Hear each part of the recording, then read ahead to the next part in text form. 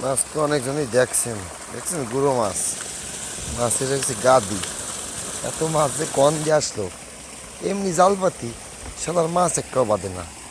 আজকে একটু ঘেরে জল দিচ্ছি